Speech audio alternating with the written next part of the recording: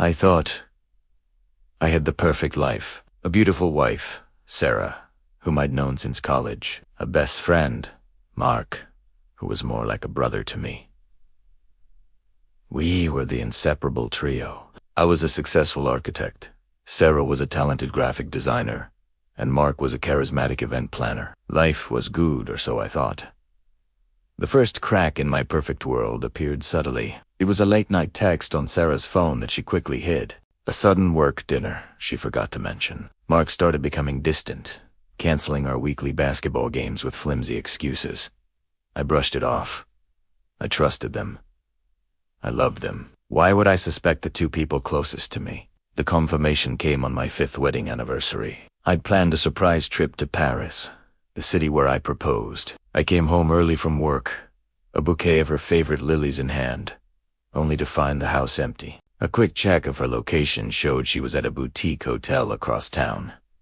Confused, I called her. She said she was at a last-minute client meeting. I drove there, my heart pounding a frantic rhythm against my ribs. And there, in the hotel lobby, I saw them. Sarah and Mark. They weren't just talking. They were kissing. A deep, passionate kiss that shattered my world into a million pieces. I just stood there, hidden behind a pillar, the flowers dropping from my hand. The betrayal was a physical blow, knocking the air from my lungs. I didn't confront them. Not then. A cold, calculating rage replaced my heartbreak. They had betrayed me in the worst way possible, and a simple shouting match wouldn't suffice. I went home, pretended I knew nothing, and let the Paris trip fall through because of a sudden work emergency on my end. Sarah seemed almost relieved. A few weeks later, she sat me down, tears in her eyes, and told me she wasn't happy anymore. She said she'd fallen out of love and wanted a divorce. She never mentioned Mark. I played the part of the devastated husband, agreeing to everything. We separated amicably, or so she thought. She had no idea I was a volcano of vengeance, waiting for the right moment to erupt. They weren't very discreet. Just 6 months after our divorce was finalized, they announced their engagement. Mark even had the audacity to call me, to check in and see how I was doing. He told me he'd met someone special and was getting married. He didn't say who, but I already knew. The wedding was planned for a year later, a lavish affair at a stunning vineyard estate. And who was the planner? Mark himself. Of course, he wanted to showcase his best work. This was my chance. They wanted a perfect day. A fairy tale wedding. I was going to give them a day they'd never, ever forget. My plans started to take shape. I knew the vineyard they chose. My firm had actually done some design work there a few years back. I still had contacts, floor plans, and access codes. Mark, in his arrogance, was so focused on the aesthetics. The flowers, the lighting, the catering, that he overlooked the technical side of things. The audiovisual system, the slideshows, the backbone of any modern event. He outsourced it to a company, and I made it my business to find out which one. Posing as a venue representative doing a security audit. I got all the details I needed. My revenge wouldn't be loud or violent. It would be surgical. It would be public. It would be humiliating. Over the next year, I lived a double life. By day, I was the successful architect, mourning my failed marriage. By night, I was a detective, a saboteur. I gathered evidence. I found the emails they'd sent each other while Sarah and I were still married. I recovered the deleted photos from their secret getaways. I even got my hands on a video from that hotel lobby, thanks to a very helpful and well-compensated security guard who sympathized with my story. I compiled everything into a single, devastating presentation. A little movie of their deceit. I titled it Our Journey to a Lie. The wedding day arrived. It was a beautiful summer afternoon. The vineyard was picturesque.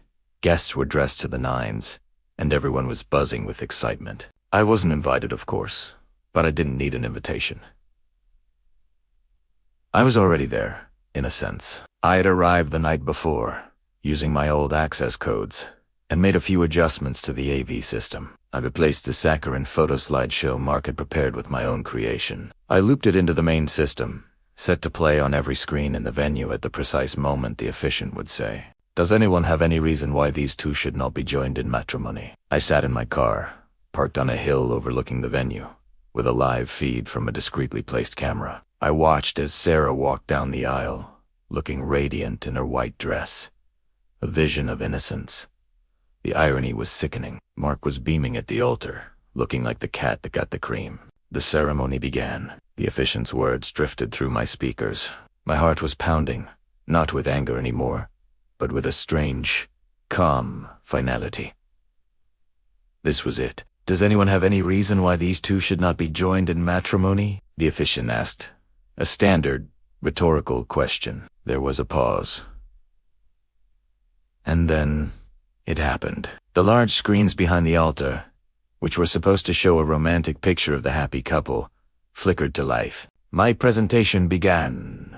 The first slide was a picture of me and Sarah on our wedding day, captioned how it started. Then, a picture of me and Mark, arms around each other's shoulders, captioned "Brothers for Life." The crowd murmured, confused. Then came the emails. Their secret messages, full screen, for everyone to read. "I can't wait to be with you. He'll never suspect a thing." Gasps rippled through the guests.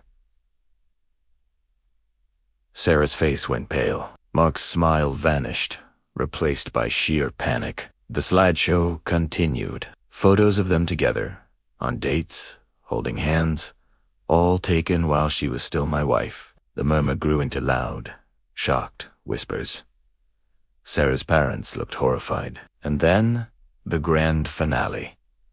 The video. The hotel lobby kiss, crystal clear, on a 10-foot screen. The audio picked up Sarah whispering, "I love you." "Mark, I wish we didn't have to hide." The silence that followed was absolute. It was deafening. Then, chaos erupted. Sarah's father lunged at Mark. Guests were shouting. Sarah burst into tears, not of joy, but of utter humiliation. She ran, tripping over her expensive dress, a fairy tale wedding turning into a worst public nightmare. Mark just stood there, frozen, as his perfect day, his reputation, and his future crumbled into dust around him. I didn't stay to watch the aftermath. I turned off the feed, started my car, and drove away. I didn't feel happy. Not exactly. But I felt a profound sense of justice. They built their happiness on my pain, and I simply held up a mirror to show them the ugly truth. They wanted a memorable wedding. I think I gave them one.